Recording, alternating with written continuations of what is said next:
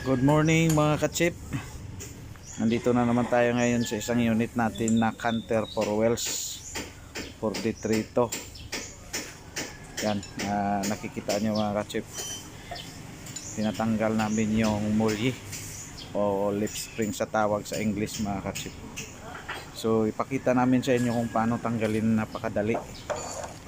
So hindi to abutin ng 10 minutes mga ka-chip. Sundan nyo lang ang video na ito para makita nyo paano tanggalin, para na kung may unit kayo na ganito, may idea na kayo mga ka-chip kung paano tatanggalin yung mulye na ito. Dapat mayroon kang oxygen at acetylene para ikatingin na lang kaagad yung yung tinatawag na U-bolt mga ka-chip. Saka may kumpleto ka ng tools katulad ng combination at saka sakit na heavy duty. Okay na yan, pwede na yan. Saka pang sikwat ka-chip. Makikita nyo dyan kung paano natin tanggalin yung pin dito sa unahan. Tanggalin din yung pin sa likuran para mabilis na sikwatin yung lip spring assembly. So ngayon hinahanapan na ng paraan para makuha na natin yung mulye. So na-jack up natin yung chassis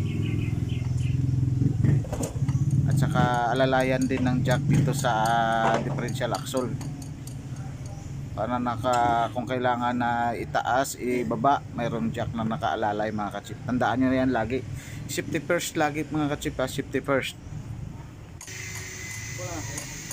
So nakikita nyo inaaryahan na yan, tinatanggal na rin yung pin sa likuran mga ka-chip. Yan si Manong Richie, marami na natutunan yan dito mga ka-chip.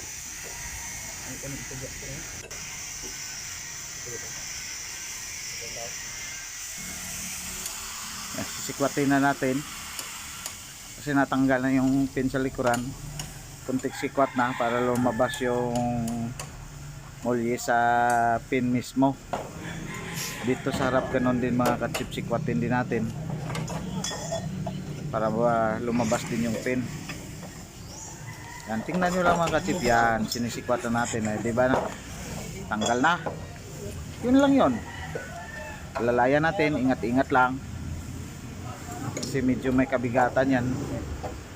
Kailangan dalawang tao nakaalalay lagi. So palabasin na natin yung simple na mulye or lip spring ang tawag. Yan, hilain na ni Ryan. Okay, so yan na mga ka-chip, tapos na tayo. So kung paano mo tinanggal, medyo may kaibahan lang konti kung paano mo ikakabit, pero ganun pa rin.